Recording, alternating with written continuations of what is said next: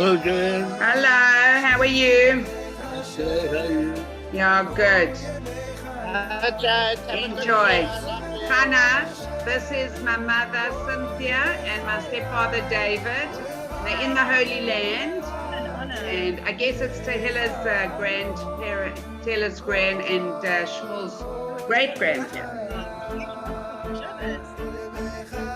Hi. Mommy Chana's a good friend of Tahila's. Okay, neat. There we go. Look forward to listening to you. Big mazel tov, big mazel tov. Okay, Thank hang on you. 1 second. I've just got to find my Okay. mouse. Get there. Okay. And give me 1 second because I have 2 things that I have to do, which I didn't write out first. Okay. So, Hi, Stephanie. firstly, welcome everybody. And I've had a lot of people messaging me today, as usual. When are we recording? Because they love the look. They want to hear this all, and so do we. That is for sure, and we're very much looking forward. But I'm going to begin by just saying that the share is dedicated. I wanted to send it to you earlier today, Robertson Hughes, but it's just been one of those days and a very sad day, really, for Klal Yisrael and certainly for the entire, London community. A very great loss for us with the Patera of Diane Hanoch Erentro. Today, we are learning Le'ilu Nishmas, Rachel Alegria, Bas Sarah Esther Vashlomo. And I don't know if you do know Giselle Lazarus. She's on here, yeah, she's there. So it's Giselle's sister. And it's already 8 years. I don't know how quickly it goes, Giselle, but we should really only have simchas, Emir Hashem, and the neshama should just have an aliyah. And Ezra Hashem, we should have good things in simchas. So I have to tell you, we have been trying for a while, right, Robertson Hughes? We've been trying for a while. We'd love to get to hear from you. Your reputation precedes you, and certainly, I mean, when I think back, where it's been quite a few years that I've known you, from this young girl growing up here in Golders Green, and to see now all the amazing things when you speak to anybody who is a member, an active member of Radlet Shul, we certainly know that they only have beautiful things to say about you, and that is nothing short of. But not only is Robertson Hughes a Robertson of a shul, she is also very actively involved in psychotherapy. She not only works as a psychotherapist, but she is also a, what do you call you? I don't know, what else do I do? I thought that was it. What's the word? Supervisor. Oh, okay, right. Yeah. Amazing. So we're looking very forward to this, because this is something that everybody needs to develop, and we've had you waiting since, I think it was May, we've been waiting for this. Yes. So we're very looking forward, and thank you for being with us and joining us. So I'm going to hand over to you, and thank you everybody else for being with us too. Thanks so much. Thanks so much for having me. And it's a real honor to speak on behalf of such an amazing organization. See, they help so many families in so many different ways. Are people supposed to be muted? Are you muting them, Joanne, or is everybody muting themselves? So now we can. I'm answering, but I'd already muted myself. So everybody will be, oh, there we've got Stephanie Samuel. You can mute yourself as well. We do have, we've got Yaela, and what's going on? I think that Yaela is signing in from Mexico. Chana. Wow. Yaela is signing in from Mexico. So seeing as it's a small group, I mean, if anybody wants to make a comment or ask a question along the line, just unmute yourself and, please feel free to be part of the conversation. Right. Just bearing in mind that obviously it's going to be recorded. So as long as that's not an issue. So it's a real honor to speak on behalf of Seed, fantastic organization that I know we as a family owe a lot to. And also, Joanne, you haven't changed a bit in all the 25 plus years that I've known you. You're still your effervescent and energetic self and full of positivity and love. So that's wonderful as well to be asked by you. It's a big honor. So resilience. Resilience is complicated and it's elusive. It's kind of like, when you're trying to get to sleep, and the more you think about sleep, the less you're able to drop off to sleep. This is what resilience is a little bit like. On the one hand, we're desperate to know what it is. How are we going to make our kids more resilient? How are we going to make our generation more resilient? On the other hand, in a way, the more we think about it and analyze it, the more we lose sight of what it really is. So tonight, I'd like to explore what is resilience and how can we become more resilient? They say that we are the snowflake generation. So a snowflake is beautiful, it's pretty, it flutters down from the sky, but as soon as there's a little bit of pressure, as soon as something touches it, it melts. It can't stand the heat. It can't last for very long. And we're called the snowflake generation. Is that the case? Are we weak? Are we weak today? Or are we just strong in a different way? And if we are strong in a different way, how can we pull on that strength? Because we need more resilience. We need more resilience to counteract all the threats around us socially, emotionally. And it's interesting, in my practice, in my psychotherapy practice, what I've noticed is that particularly with the children that I've seen, and I've only been practicing not very many years now, I've seen a real change. At the beginning of my practice several years ago, there almost always was some sort of trauma in the young person's background. If they were low, if they were anxious. Sometimes mental ill health can happen for no reason, of course, we know that. But often there is a reason. There's a trauma in the background, there's parental breakup, there's some real difficulty that the young person would come to me and describe. But more and more recently, young people are coming to me and there is no particular reason. There's no particular cause for concern or trauma in their background. They're just really struggling. They're struggling getting through the day. They're struggling with their mood. They're struggling with their anxiety. So what is it that we're not connecting with that we have done in previous generations?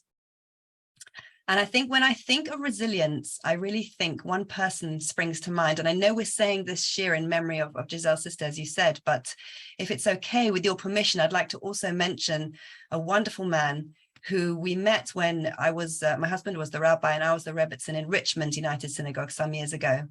And his name was Sam Freiman, and his Hebrew name is Shlomo ben Yosef ben Zion HaKohen. And he was an elderly man who attended shul every single Shabbos. And he had the most remarkable story.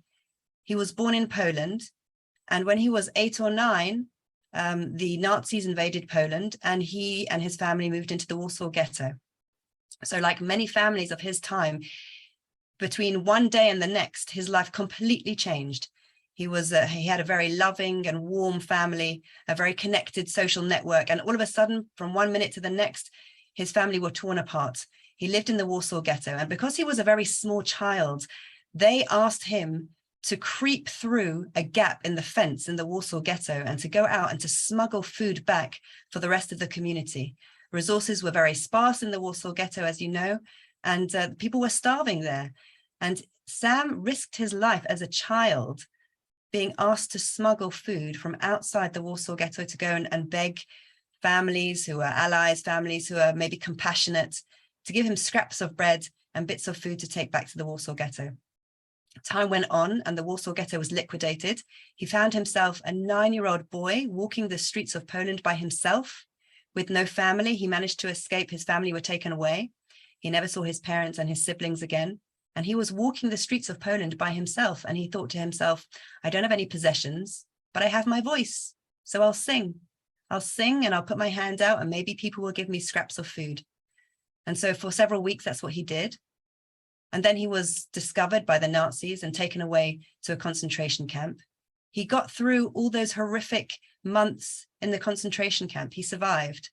He got through the displaced person camp following the concentration camp. And he managed to make his way to England and then to Israel.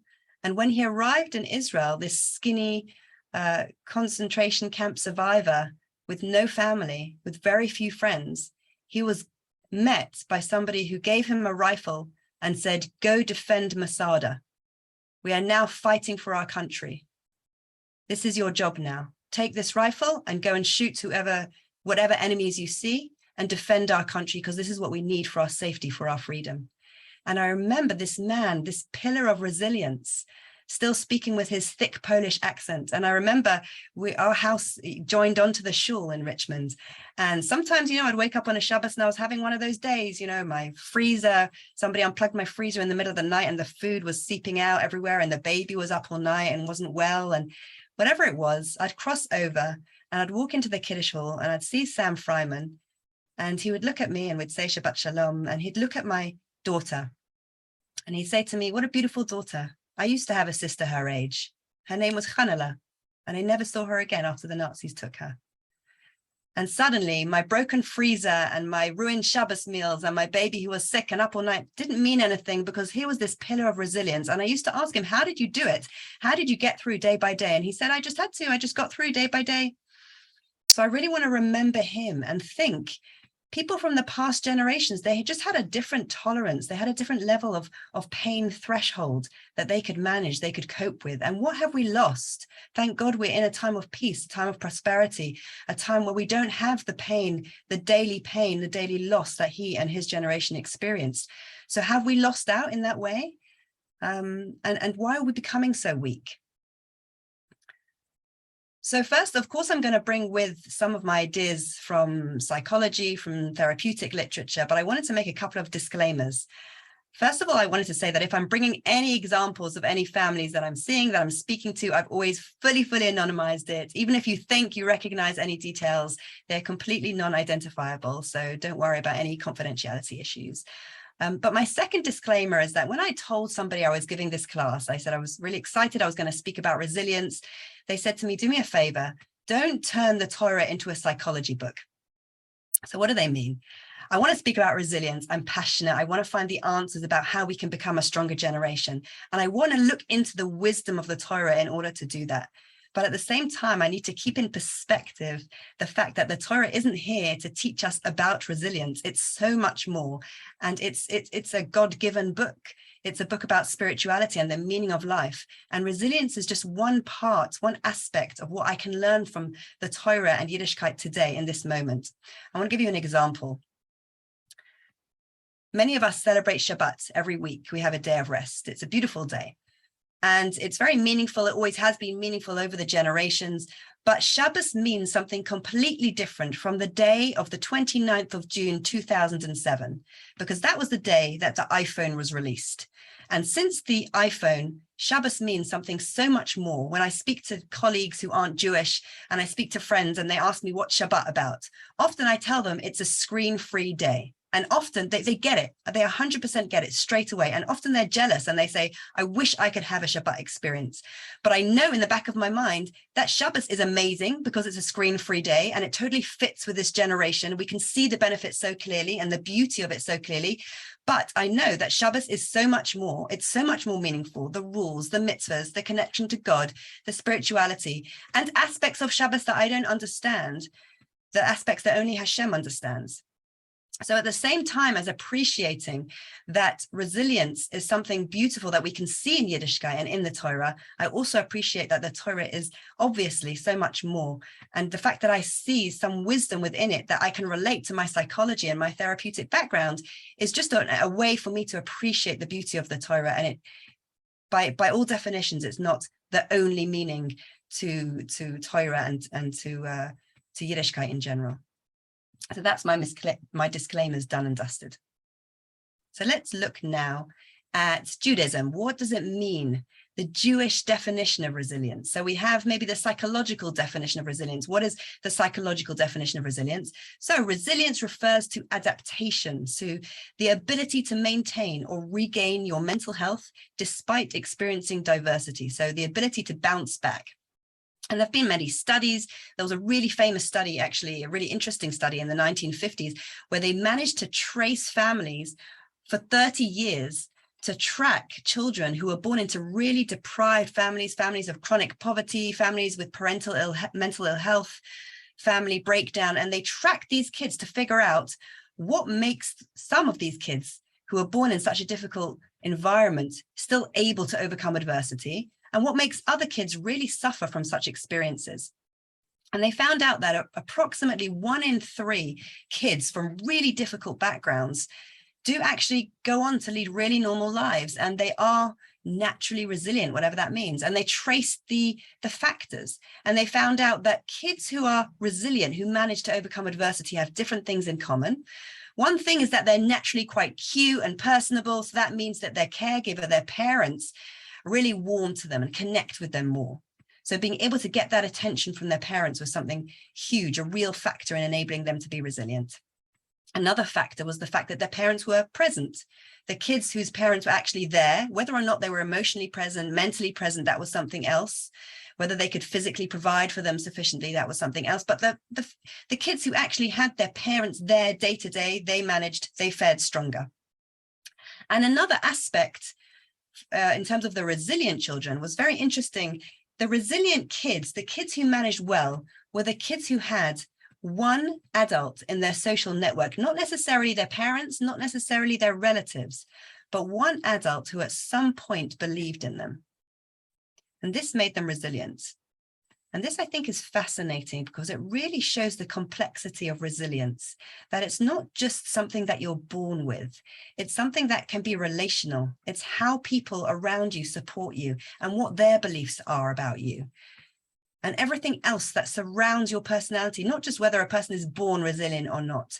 It's also their network. And I think also the social narrative, the discourse in the air, the attitude that our community, our society has. All of this impacts how resilient we can be. So let's look at Jewish resilience.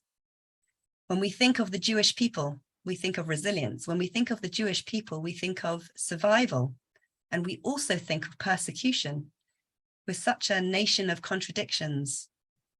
We're a nation who in the very fabric of our being have been persecuted and continue to be oppressed and persecuted from so many angles throughout history.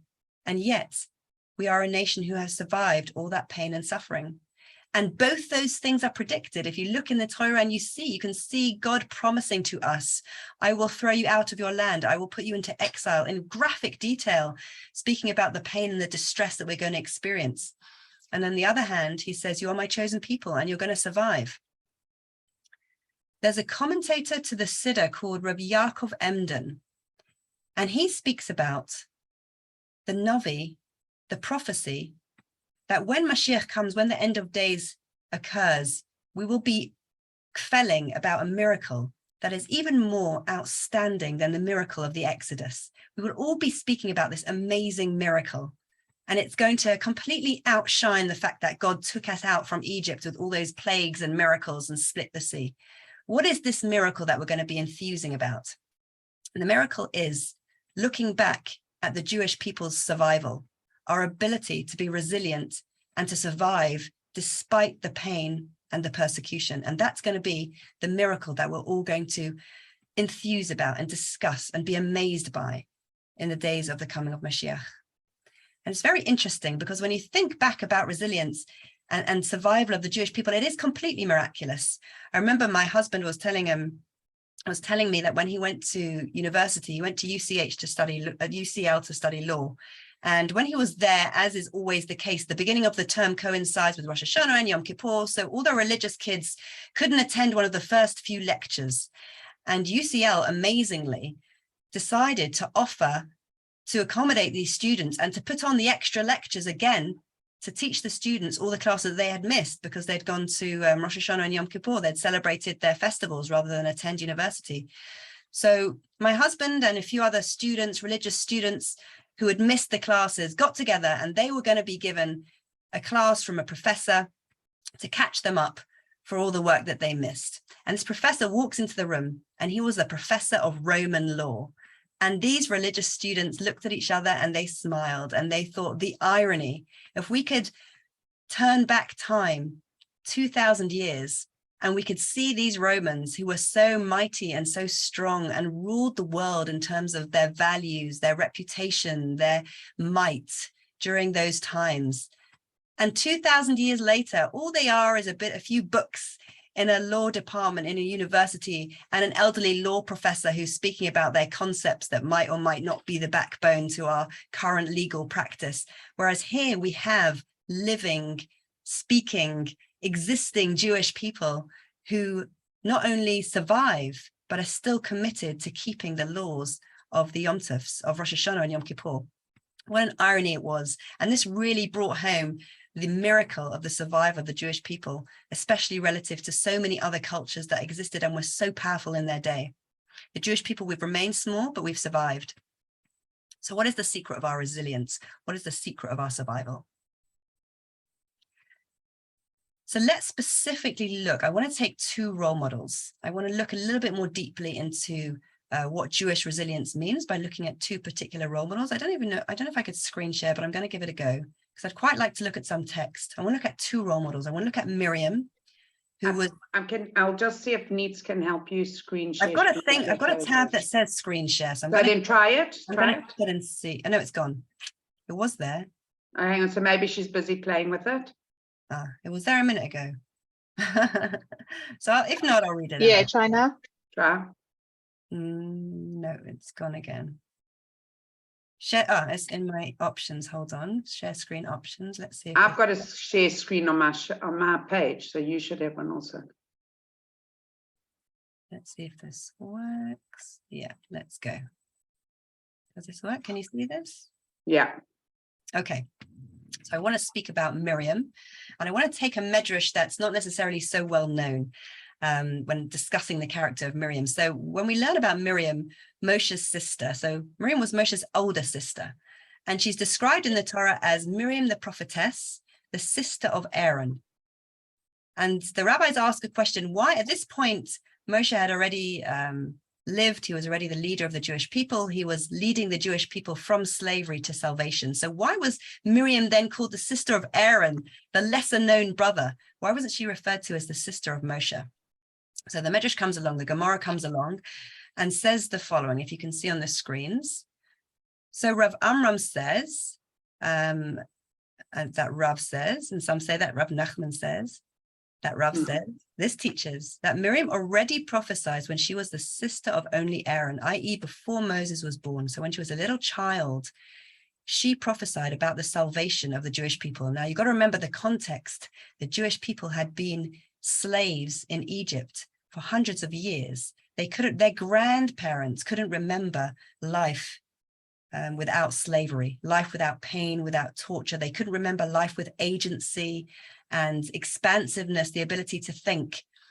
So Miriam was really born into very dark times. And as we know, people might be familiar with the Midrash, that Miriam was so hopeful that things were going to change and God was going to save the Jewish people that she convinced her parents to continue having children. Her parents were despairing, as other families were, and decided to split up. But Miriam was so hopeful, she convinced her parents to get back together. But this is the backstory of what happened. As a child, Miriam would say, in the future, my mother will give birth to a son who will save the Jewish people.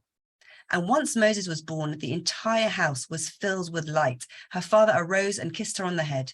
He said to her, my daughter, your prophecy has been fulfilled. So this is a wonderful moment in Miriam's life.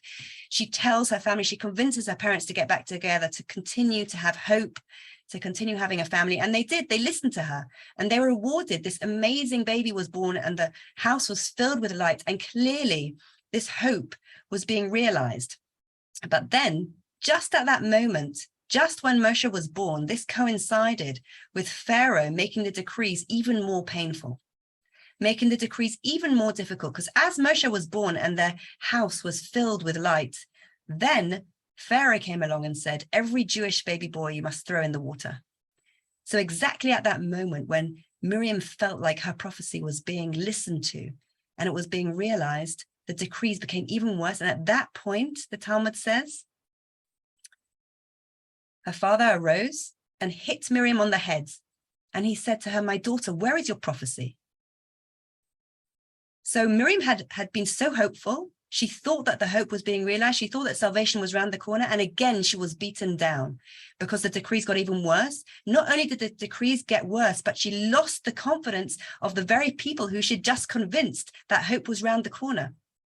Her father hit her on the head and said, what are you talking about? You raised my hopes for nothing. Actually, salvation is not going to come. And we're back to square one again. And they fell back into despair.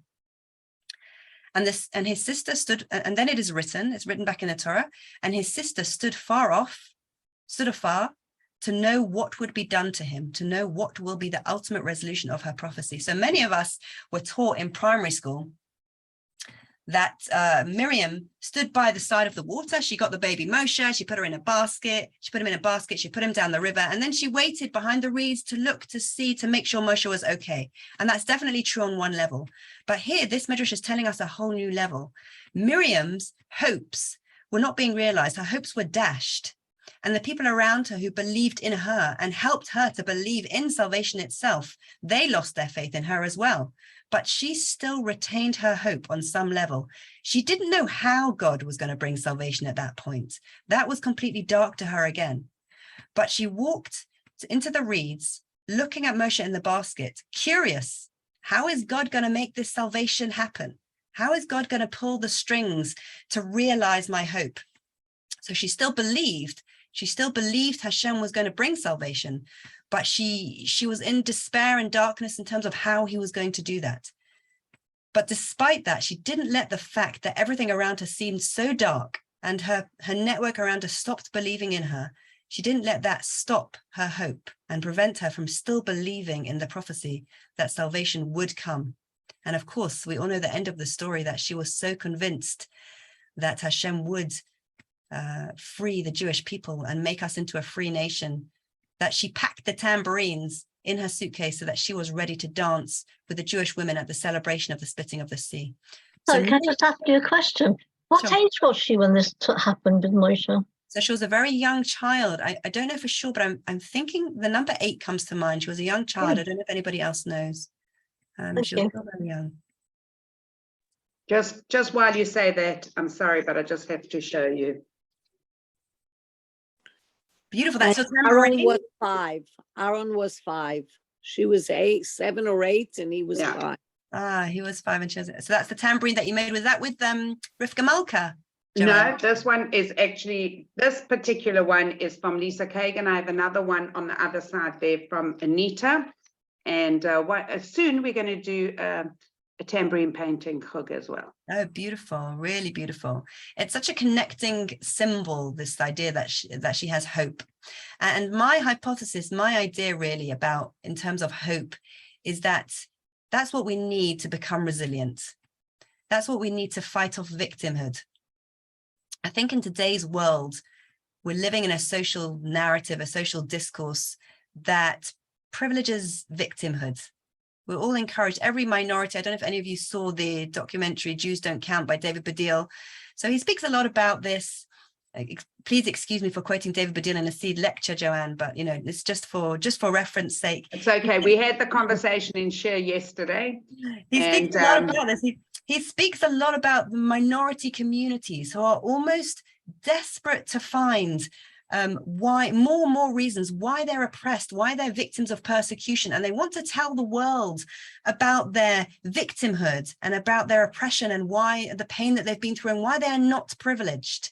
And our social discourse encourages this sort of conversation. We're never encouraged to think about our privileges and our responsibilities and what we can give to others, but we're encouraged to kind of dwell and languish and indulge in our victimhood and speak about how we're oppressed and how we're not as powerful as the next minority group. And it's almost like I heard a phrase, the oppression Olympics. Every minority group wants to prove how more oppressed and more downtrodden they are than the next minority group. And the competitiveness in itself is so destructive that these minority groups feel like they can't come together because, God forbid, somebody's giving attention to one minority group's difficulties. No, God forbid they're overlooking another difficulties of another minority group. So it becomes competitive. And the whole thing is just, it feels very negative. Now, of course, people ask me, you know, you're a therapist. Shouldn't you validate people's distress? Shouldn't you look back at people's histories and really recognize the negativity and the pain and the loss that people have gone through? And I definitely agree, 100%. This is not about whitewashing, overlooking, or ignoring the pain that any people have gone through. It's about recognizing it, but it's also about recognizing our privilege, our strengths, our responsibility, and our duty to look after others. The Torah speaks, I think it's over 30 times it mentions in some form or other the mitzvah to look after those who are less well looked after than ourselves, the convert, the widow, people who don't have the social support, that other people do. We are commanded, we are told many times that it's our duty, our responsibility to look after those less fortunate than ourselves. But that's where the focus is, to be the person who looks after others. In fact, it's very interesting. I was writing about the idea of belonging, because I feel that many people feel so isolated from communities for various reasons. It could be, you know, a reason that somebody's a convert or a widow and they don't have the network and the background and the family connections, but it could also be from quite subtle reasons that somebody might become religious later in life. Somebody might look a little different to their friends and they feel like they don't belong. And if you look at the Hebrew word to belong, it's lehishtayech, to cause to be relevant. It's in the reflexive. So where does the onus lie to enable people to belong in a community? Not with the people who don't feel that they belong. That's not where the responsibility is. The responsibility is the people who feel that they do belong. You have a responsibility to reach out to those who are more vulnerable, who are more, who are lacking, who are feeling like they don't belong and feeling isolated and on the margins of society. So I don't by any stretch of the imagination want to tell you to dismiss people's pains, nations' pains, minority communities' pains and oppression. We need to see it. We need to recognize it. We need to validate it. But at the same time, we need to encourage ourselves and the communities around us, not to dwell on it, not to let it define us, not to be defined by our victimhood. And I feel that the key to be able to do that is to have hope. Miriam didn't define herself as a slave. She defined herself as a woman who was going to be freed any minute now by something that God was going to do. We don't know what it is. We don't know how God's going to do it, but we just know that God's going to free us and he's going to make us into a free nation. And there's going to be light somewhere, somehow at the end of the tunnel. And that was how she defined herself. So I feel that really is the secret to resilience, especially nowadays, that we can define ourselves as a positive and hopeful future with the strengths and resources that we have, rather than our pain and our distress of what we've experienced. I heard a really, really beautiful idea. I don't know if it's true or not. I don't know if it has any source, but it just made so much sense to me. I wanted to pass it on. If you think about the signs of a kosher animal, what are the main two signs of a kosher animal? So a kosher animal has split hooves and chews the cud. So if you think of what these two activities represent, chewing the cud is ruminating about the past, thinking it over and over and over. And split hooves is all about being able to move forward as fast as you can. That's why your hooves are split, so you can grip the floor as quickly as well as possible, so you can run forward. So the Jewish people really is these two contradictory activities. On the one hand, we ruminate about the past, we validate our distress, we remember our distress. Every day in the Shema, we speak about how we were slaves in Egypt, but we also use our distress and our pain to move forward. And it's really these two contradictory actions. It's interesting, if you look at Miriam's name, if you split up Miriam's name, it's Mar, bitterness, and Yam, the sea. So many people say that her name describes the trajectory of her life. At the beginning of her life, it was Mar, it was bitter, she was a slave. And at the end of her life, she was free. The sea was split. But the interesting way of looking at it is not that this is the trajectory of her life, is that these two opposite feelings were one and the same for Miriam. She could both experience the pain of the slavery and hold onto the hope of freedom at the same moment. And it's experiencing and being able to hold those two opposite feelings that builds resilience. There's a phrase that we use sometimes therapeutically, which is you don't go for the either or. It's not either bitterness or freedom, either sadness and despair or hope. You can hold both. It's a both and position. You can hold the pain and the distress, and you can also hold the positivity and the hope. And this is the really difficult position to get to. I think that is within our DNA. It's within our Jewish DNA, because we are a nation that's defined both by persecution and survival. We're a nation that can then achieve both experiencing pain and ruminating over our past and retaining our past and the sadness and the loss, and being hopeful and positive and empowered and having a duty of caring for others, those two opposite experiences. So that's Miriam. That's, I feel like, the lesson that we learn from Miriam. The lesson that we learn, hope is the opposite of victimhood, and hope breeds resilience. I really think also that this is the root of resilience if you think about the Hebrew word of resilience. So it's very interesting that there isn't an exact translation of resilience in Hebrew. I don't know, Joanne, maybe you know more Hebrew than I do, but people say chosen is resilience in Hebrew. But that's quite a relatively modern word, and chisun is vaccination. So I suppose the Israelis wanted to promote the fact that vaccinations are going to enable you to be resilient and strong. So they adapted this word to mean vaccination. But chosen is not found in the Torah. It's found in Nach. It's found, I think, in Tehillim, I think in Amos and other areas, but it's not found in the Torah. So it's not a root word. And I do wonder whether our early forefathers and foremothers really needed this word, whether it was just natural for them to be able to experience pain and see the benefit of pain in the moment, whether they actually needed to access this idea of holding these two ideas together, holding the pain until the hope emerges. Perhaps they were just on such a higher level that they could see the spirituality and the godliness within the pain itself. That's my hypothesis. I don't have any backing for it.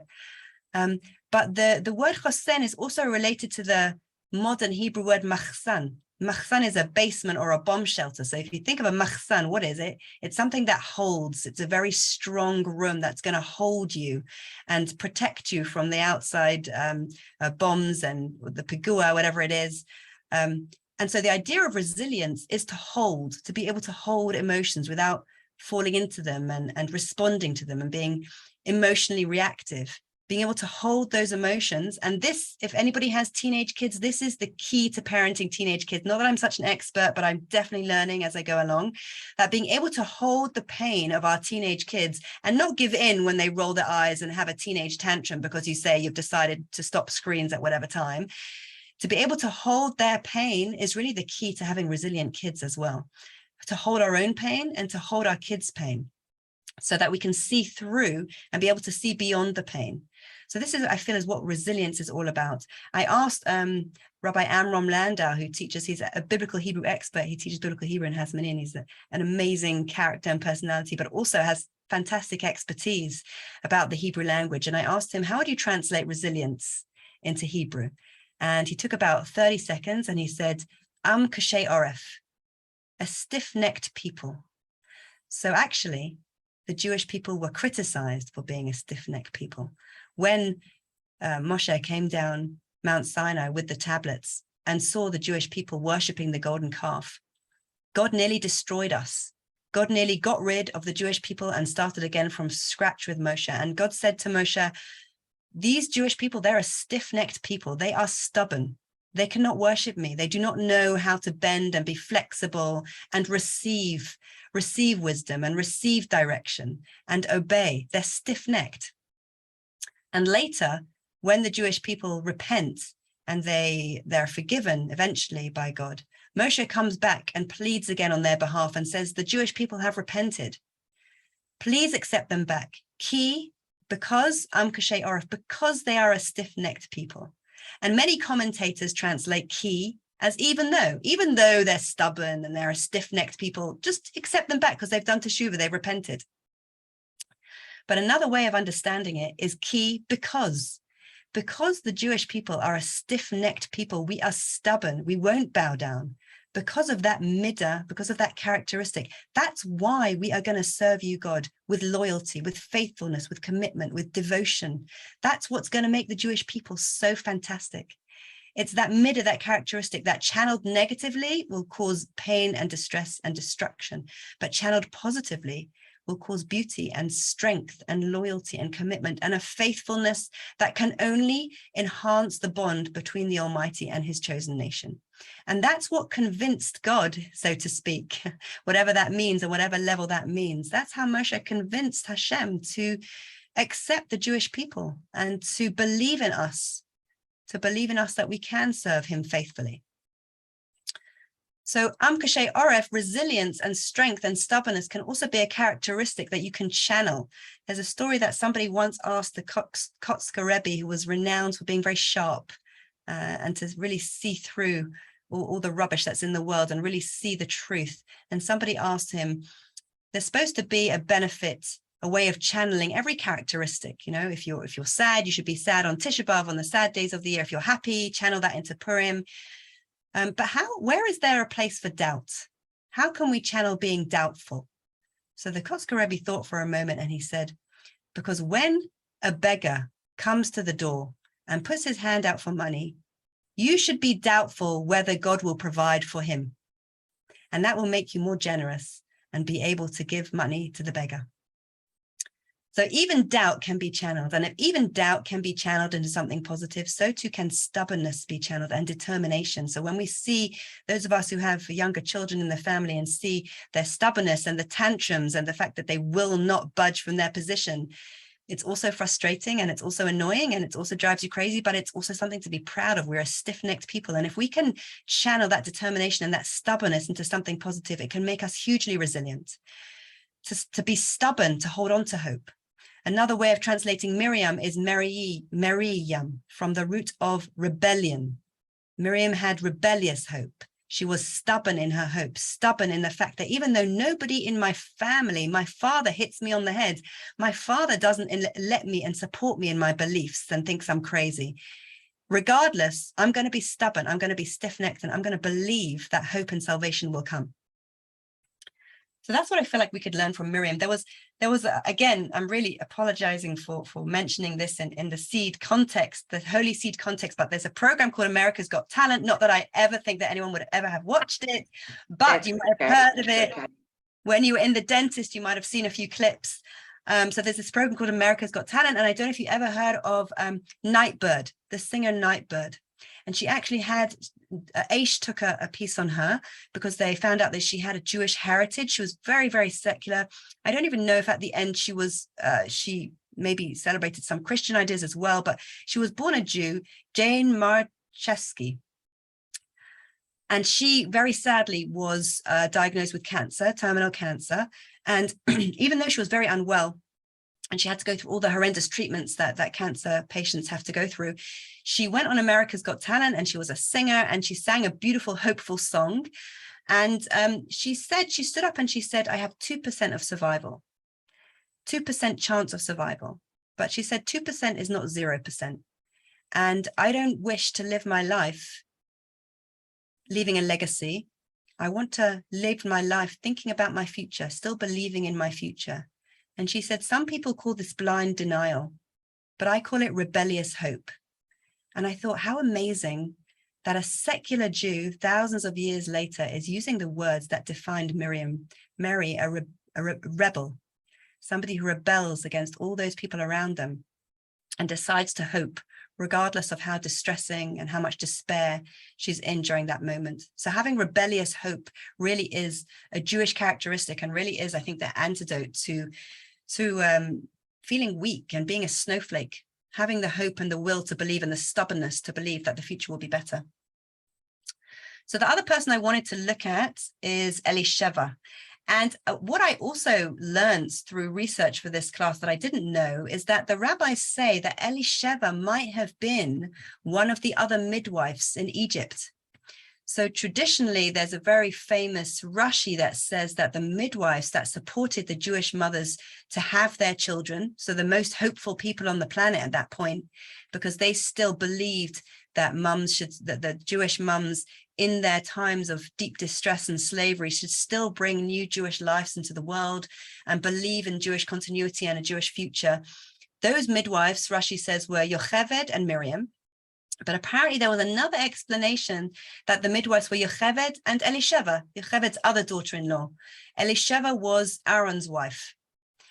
And apparently one of the way of understanding this midrash is that Elisheva was one of the people who was together with Miriam and encouraged the Jewish women to have more children at this time of despair. So she was already somebody who embodied hope. But later in her life, things didn't go quite according to plan, and she experienced a lot of distress. And there's a medrash that describes her. The medrash is a Talmud in Zevachim, and the medrash says, Elisheva, the daughter of Aminadav, the wife of Aaron, had 5 more reasons for joy than the other daughters of Israel on the day the tabernacle was dedicated. So she had 5 reasons why she was joyful and why she was ecstatic on that day. the day that the Mishkan, the tabernacle, was dedicated. What happened during that day? You can imagine the Jewish people have worked so hard in the desert to build this beautiful structure, this portable temple, this tabernacle. And this was the day of its dedication. You can imagine the crowds, you can imagine the pushing and the shoving, you can imagine the manners. No, God forbid, I'm sure in those days they were very polite, but you can imagine the atmosphere of positivity and hope.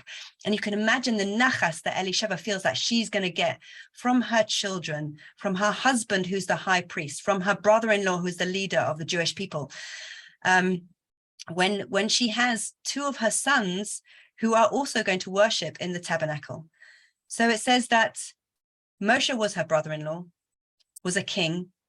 Her husband Aaron was the high priest. Her son Elazar was the deputy high priest. Her son's son, her grandson Pinchas, was the priest anointed for war, who would lead the army out to battle. Her brother Nachshon, son of Aminadab, was the prince of the tribe of Judah, who brought his offering on that day, as the first of all the princes. But on that very same day that she was kfelling, and all the nachas of all her relatives that were the king of kings and the ones who were just such high status in the community, and she was feeling so proud about them, on that very day, two of her sons died because in some way they didn't perform the worship appropriately in the tabernacle, whatever that meant on their level.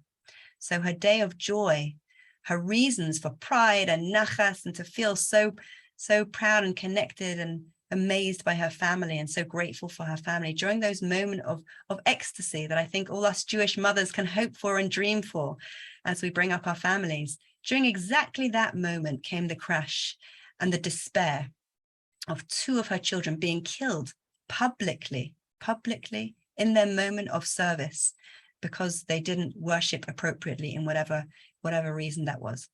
And Elisheva, there's no reason to believe that Elisheva responded any differently in behavior than her husband Aaron. And how did Aaron behave? How did Aaron respond? V'yidom Aaron. Aaron was silent. And not just any old silent. The word v'yidom is like a rock. Silent from the top of his head to the bottom of his toes. Silence throughout. And many commentators say that this silence meant acceptance. Full acceptance of a pain that's too unbearable to even consider, to even try and imagine. And the contrast is not just the pain of losing two children so suddenly and so horrifically and so potentially shamefully, but it's also the contrast of the hope that she had. And this acceptance, this belief, this appreciation that pain is part of the package. Pain is horrendous, pain is distressing, pain is destructive and horrible, but it's also part of the deal. When God said that the Jewish people are going to be a small nation, a chosen nation, and a nation that survives, he also said, you're going to go through pain, you're going to go through exile, you're going to go through persecution. Pain is part and parcel of our Jewish and our personal experience. And I think my other hypothesis is that since the invention of antibiotics, we don't really experience pain. Our kids, as soon as they've got an ear infection, take out the Calpol, take out the ibuprofen, both, rotate them one then the other. So God forbid to have 1 second of pain and keep me up, at night because I need my beauty sleep. So our kids aren't used to experiencing pain. And I think we're brought up with a generation now. We don't really have pain as part of our experience, mostly as our childhood experience. There isn't really infant mortality has kind of evened out. Of course, there are families who do experience horrendous experiences and pain and distress. I'm not going to overlook them, but in the main, our society has become a pain-free society. And in that pain-free experience, we feel entitled to a pain-free experience, and we forget the benefit of pain. And we forget that pain is part of the plan, and we've forgotten the ability to be able to accept pain and come to terms with pain and realize that pain is part of life, and we're not entitled to a pain-free existence, however difficult that is. The most resilient people I've met are people who appreciate this message, who just in the root of their being know that pain is part of life. When I'm describing different mitzvahs to my non-Jewish colleagues or friends or people in the wider community, there's always some mitzvahs that I like to pick. I like to describe Shabbos, especially now since the iPhone. I like to describe a screen-free day. They totally connect with that. I like to describe other festivals. I like to describe sometimes the new year and how we contemplate and how we pray and our connection with God. The mitzvah that I don't really like to mention, unless I'm asked about, is circumcision. That's not the top of my list. That's not the one that if somebody describes what's it like to be a Jew, I say, well, at 8 days old, we take our baby and we kind of mutilate him, you know, while everyone has a party. But I do believe that however uncomfortable circumcision feels to explain and to come to terms with as a mother, when you see your baby and you hear your baby screaming their head off and how painful that is, part of the message, I believe, of bris milah, of circumcision, is that pain is part of life. Pain, we need pain to go through whatever our tikkun is, whatever our goal is on this planet, the benefit for our existence. Pain is part of it. Pain is part of the plan. This amazing inspirational woman who sang this song on America's Got Talent, the other thing she said is that when she goes through her painful procedures, she decides to keep her eyes open. She doesn't close her eyes, because even though pain is horrendous and she wouldn't want it, she doesn't feel entitled, and she feels that pain is every bit a part of life, then joy and then bliss. And so she wants to experience the pain as well and be grateful for the pain as well. And she speaks so passionately about how she doesn't feel entitled to life. She feels thrilled with the opportunity every moment that she's given in life. Very sadly, she did in the end pass away from her cancer in 2021. But the legacy that she leaves, and if you have a chance to go to Aish and look her up and hear her speaking, the positivity is just really outstanding and so inspirational. And I really feel that this is the Jewish message that pain is part of life. And we're not here to have a great time. We're not here to, please God, happiness and bliss and nachas should be part of our future. But that's not the point. That's not the end goal here. The end goal is acceptance, and the end goal is creating a relationship with God through the ups and through the downs. So that's my third and final appreciation of what resilience is. And I wanted to highlight that with a story. And the story I heard from Rabbi Y.Y. Jacobson. So he spoke about an elderly Russian man who he knew, called Rabbi Mendel Futerfas. And he said he knew him when he was already in his 90s, but Rabbi Mendel Futerfas was originally Russian, and his job was at the really difficult time post-World War II.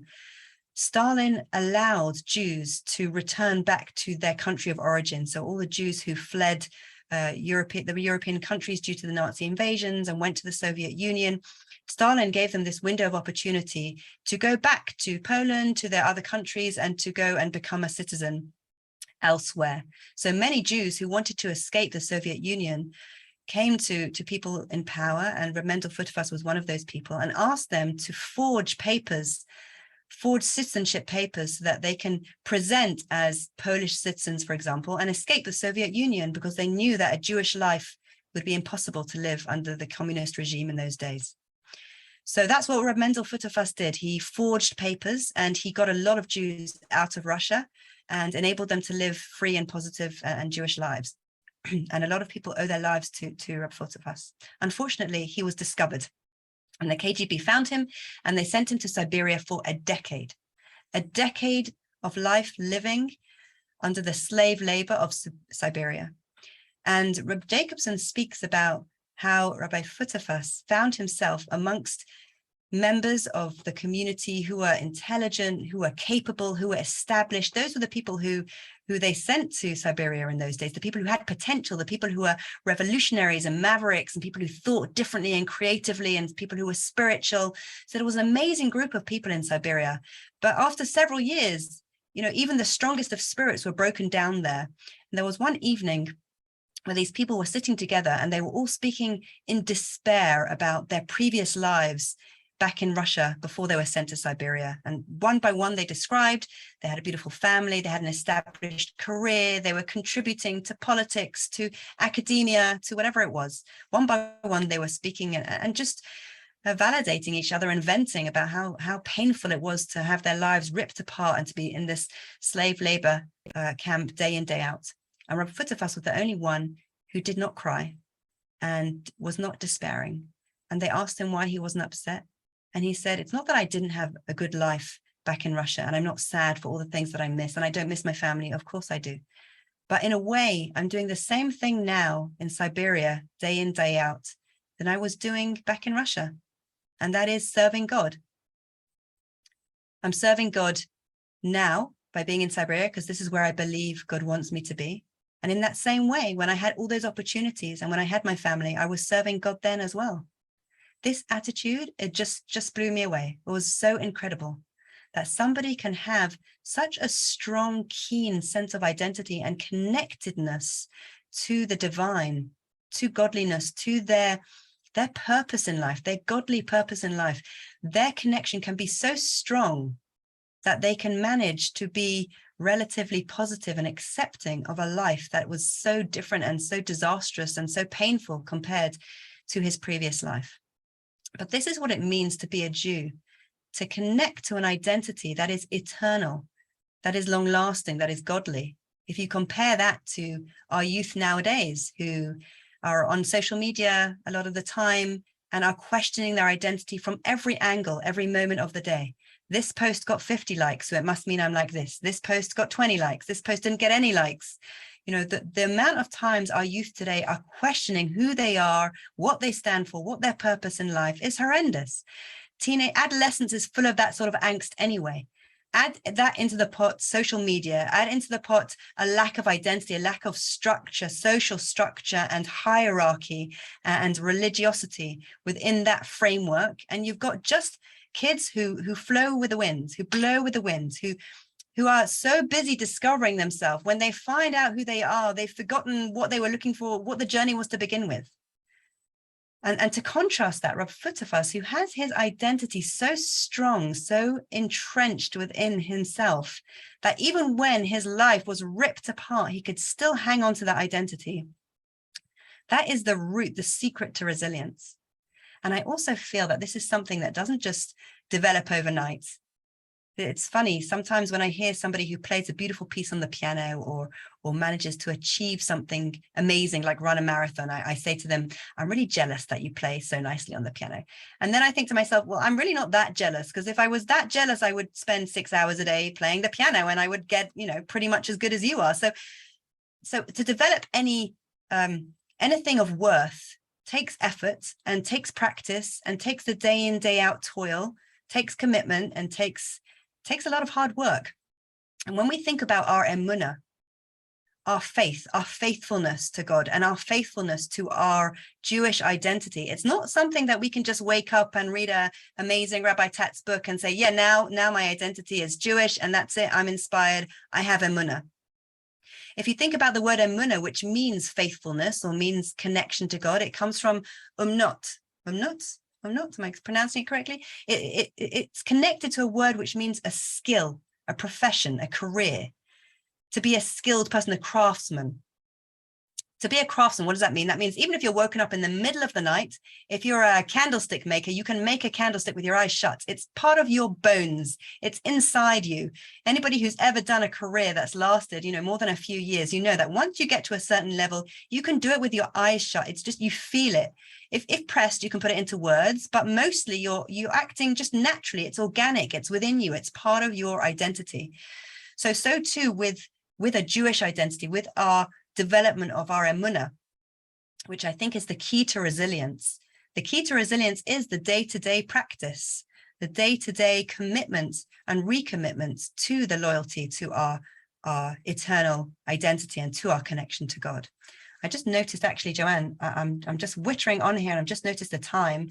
We're good today, but I'm gonna end here. Lovely. I'm gonna conclude Beautiful. here, because this is really, I feel, the crux of resilience. The crux of Jewish resilience is having such a strong Jewish identity means that when the wind blows and when the snowflakes are blown from one part of the garden to the other part, they don't melt, because we are strong in our identity. We're strong in our hope. We're strong in our rebellious hope. And we're strong in being countercultural and not giving in to the narrative and the discourse of being a victim, but embracing the discourse of being somebody who provides help and supports others and can still connect to the divine. Beautiful. Thank you. That was very beautiful. And I can tell you that firstly, it's just very easy just listening to you. And I think that we're all feeling, I don't know, I mean, I'm certainly feeling, and I'm sure that everybody else is feeling, we're on it. And we need Mashiach. We need, you know, we're going to push forward now. We're going to get that extra bit of resilience back in. Get those the action. tambourines, make those tambourines. We're going to be making the tambourines and we're ready to go. What we usually do at the end, Chana, is that we actually make, I have challah dough and we're going to be mafish challah. So I'm just going to quickly get my dough. If anybody has any questions or anything they want to ask or discuss, you've got, the time is now, and I'm just going to get my dough. And can I also mention again the memory of Shlomo ben Yosef ben Sinai Kohen, also to have in Amen. mind that any learning, any extra mitzvahs that we're doing, it will be in his memory and his Wonderful, wonderful. Thank you very, very much for a very, very inspiring evening. Thank you. You're very welcome. Thanks for coming.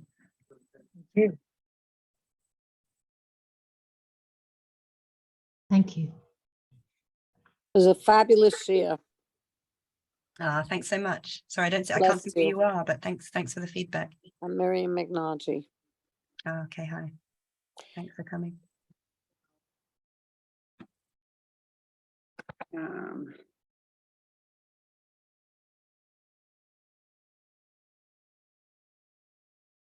Okay, and also Rachel Alegria, but Sarah, Esther, and Shlomo. And you know, it's an amazing thing.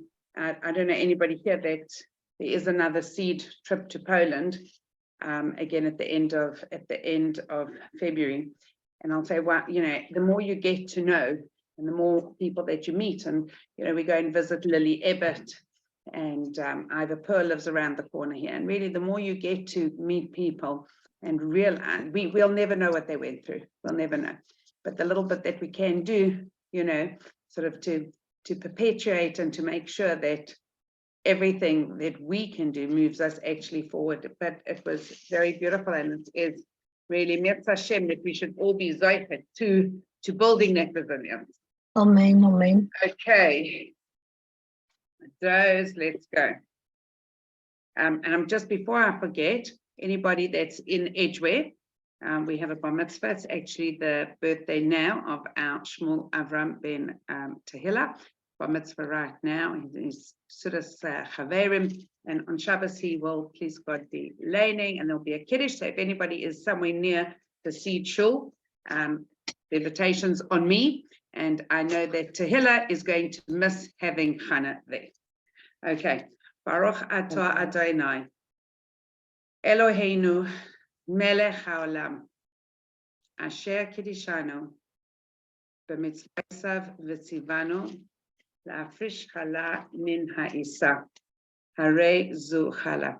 And there's the chus of the mitzvah Amen. of our precious chala, that we should Amen. really be zoichet to greet Mashiach, and that all those that have been there for us should continue in the next world to just go and be a melech yashar, and just help us here to be able to perpetuate, to continue, and Mirz Hashem to help send Mashiach very soon. Amen, Amen. amen. Amen. Thank you.